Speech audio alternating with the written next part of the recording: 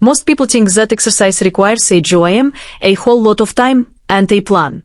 But what if a 90-second habit done twice a day, no equipment, no GYM, could trigger real biological change?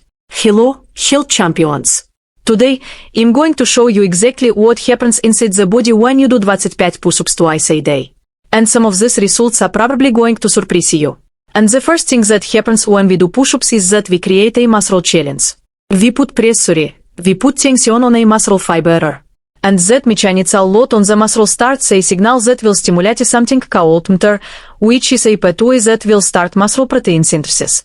So we start building muscle from result of that signal. And 25 push-ups is kind of a sweet spot. And I tell you why. Because it's enough of a challenge to stimulate that pathway to start the protein synthesis, but it's not so much of a challenge that you're going to start breaking down muscle fiber extensively, and you don't have to have special recovery days. So when you really do a hard workout, when you really go when a bodybuilder goes into the gym and really pushes his body, they usually separate legs from upper body because their goal is to break down the muscle so that it really starts growing stronger. So it has much more of a challenge. And when you do that, you're going to need 48 to 72 hours, 2 to 3 days for that muscle to repair and regrow. But the beauty here is that it's hard enough to provide a challenge, but not enough that you need recovery day. So you can do this twice a day and you can keep doing it. And the signal that you generate is enough to last about 24 to 48 hours. The process you initiate it kind of stays active for that duration. And therefore, if you do these things twice a day, then you're going to keep that anabolic window, that muscle growing window open continuously. And even though a push-up is a fairly simple, straightforward exercise, you just lay down and start pushing.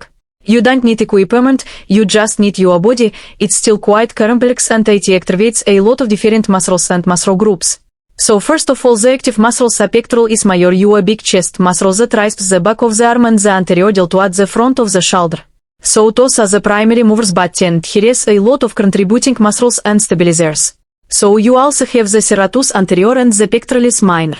You will engage all of your abdominal muscles, the radius, the obliques, internal, external, and you will also activate your back muscles, the erector spina, the extensor muscles for your back. You activate your hip, the glute maximus on the back of your hip, and the iliopsoas, the hip flexors on the front. And furthermore, in the upper back and shoulders, you activate something called rhomboids, low and mid trapezes, and the rotator cuff muscles. And even on the lower body, even though it's more passive, you're activating the quadriceps, the big thigh muscles, and the tibialis anterior, which is on the front of the lower leg. So all in all, despite it being such a simple exercise, you're activating about 20 different muscles when you do a push-up. Next thing that happens is that you're activating your heart as well. And there is a connection here that you're interested in. So when you do something that requires muscular endurance, such as 25 push-ups, what they have found is that that is a proxy for cardiovascular health. In other words, if you can do 25 push-ups, that means that you are improving your cardiovascular health. And they found in a study that men who can do 40 push-ups, they used that in their test. And they found that they have a dramatically reduced risk of heart attack compared to people who could only do less than 10. So, it's sort of obvious, but it's worth thinking about that it's not just that you have more muscle on your upper body, but you're overall better off. You're healthier, and you reduce your risk of heart attack dramatically. And this came from a Harvard study in 2019. And the reason this works is that when you do your push-ups there, the muscles obviously are going to require more blood flow. So you're demanding an increased cardiac output. The heart has to pump more blood to provide that. So therefore, if you do a regular push-ups, now your heart is going to go through an adaptation. And over time, it's going to increase its strength and it's going to increase its stroke volume, the ability of how much blood it can pump in a single stroke. There also be an effect on blood sugar. And what a lot of people don't realize is that muscles use glucose, but they can do that without the influence of insulin. So, normally what happens is that a cell, in order for the cell to take in glucose, so it is your cell, and here we have little glucose molecules that float around after we eat. So we'll hear that it requires insulin, and that's true. So when we have the insulin, it doesn't directly bring that glucose in. So there is an insulin receptor and we have a little insulin molecule feed that receptor, and now what it does, it activates the inside of the cell something called a GLUT4 transporter. And this is one unit here. And when the insulin reaches now this transporter travels to the surface of the cell and it binds it morphes with the cell surface and now this glucose molecules can reach and be transported in and this is called a GLUT4 transporter. But it is to understand that at rest insulin is the only thing that can bring that can activate that GLUT4 transporter but exercise is the other thing that can activate GLUT4 and it does that independently of insulin. So all you have to do is start moving and you're activating the same system, the same glucose transporter system as if you hit some insulin present. So what this means of course is that simply by moving a little bit after a meal, you can reduce the blood glucose and the insulin spikes after a meal called postprandial hits after a meal. So you can balance out, you can even out your blood sugar simply by moving a little bit. So now you may be wondering what that you overheard growing up that well, you shouldn't exercise after a meal because the digestion and the exercise will compete for the blood. So after a meal, it is true that you do need additional blood and your body will provide that for you good for digestion. So it has more blood sent to the intestines. However, the cardiac output is not fixed. So even if we send a little bit more blood to the gut, the heart can still increase its output just a little bit and make sure that we have some for exercise, too. Now, the thing to keep in mind is that when you do 25 push-ups, that is not a major workout. It's a very short. It's relatively intense. But it's a short duration, 60 to 90 seconds. So, it's not going to require any enormous amount of blood, and it's not going to be enough to upset your digestion. But we also need to understand that it is true that they do compete to a point if the exercise is extreme. So, don't go run a marathon after a meal. Next thing that's affected is your brain and your hormones. They benefit from doing some push-ups. When you exercise and you do something relatively intense, again, we said it's not a major workout, but it does have some intensity to it. Now, you will increase the amount of BDNF, brain-derived neurotransmitter factor, which again we've spoken about a lot. It's like micro growth for your brain. And when you release increased amounts of that, you will experience an increase in focus, an increase in mood, and an increased ability for neuroplasticity. You can rewire your brain better. You can adapt better. You can learn better. Another hormonal effect is that in the morning, your cortisol is slightly higher. You wake up and your body has released certain hormones to generate energy and some extra blood sugar to get you ready for the day. And cortisol is part of that package. And the reason is so that you can go out and start doing something. So if you do some push-ups, then it's going to channel that cortisol into something productive. It's going to use it for its intended purpose. Whereas if we make cortisol extra and we just sit around, now that cortisol just becomes chronic stress and belly fat. So a good time to do your push-ups is also right through in the morning, or you can also do them in the evening. So if you do the evening set 10, you don't want to do it too late. You want to give your body a chance to settle down after that. And now what it does, it also boosts your testosterone and your human growth hormone a little bit in addition to the BDNF. And it helps you get ready for sleep better. So, we want to understand that it's not just exercise. If you do some push-ups, you do get the exercise, but you're also giving yourself a brain boost twice a day. And if you pay attention, you will notice that you will indeed experience these things.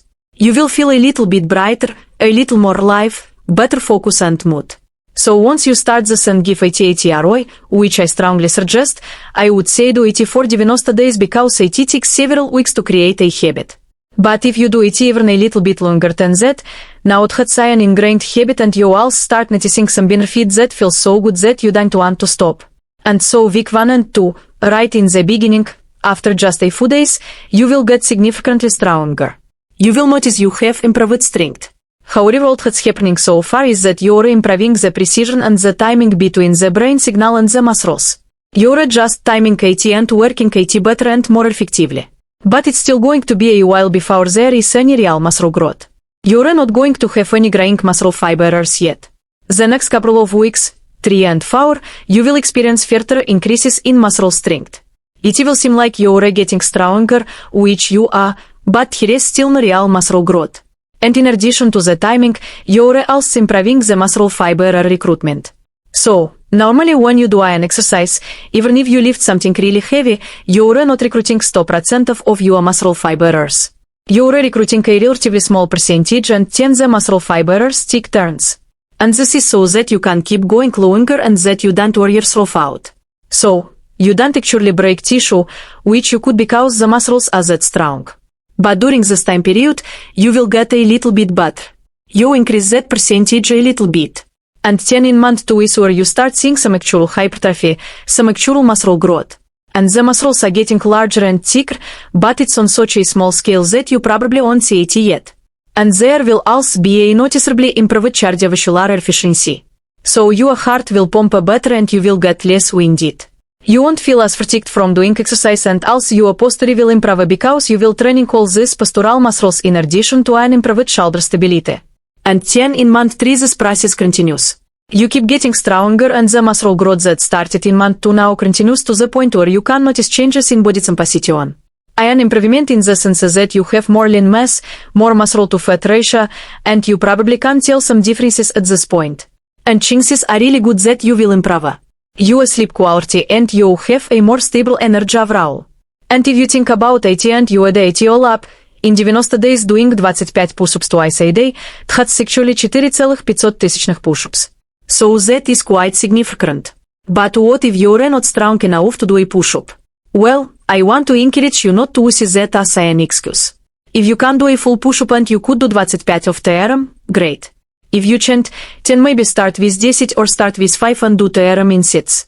Maybe do 10 plus 5 or 5 or some combination thereof.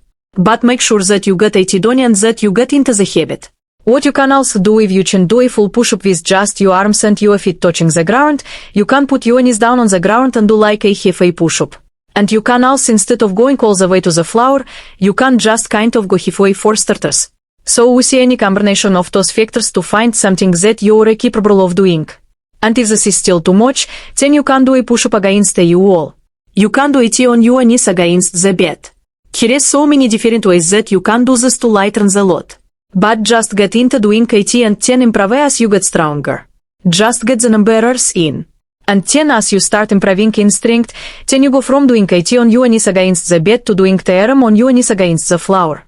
And then you start going from doing 5 to 10 to 15 to 25 and so on. You get the idea. And it's also a great idea. I did a video earlier on squats. And if you combine this with the squats, you can do the push-ups and the squats one after the other. That's still a workload that you can handle. And if you do break it up in intervals, then you could do 5 squats and 5 push-ups or something like that. You could obviously, if you're capable of 25, you do TRM all. But that way you involve more muscle groups and you get more of a benefit. If you enjoyed this video, you're going to love that one. And if you truly want to master help by understanding how the body really works, make sure you subscribe, hit that bell, and turn on all the notifications so you never miss a life-saving video.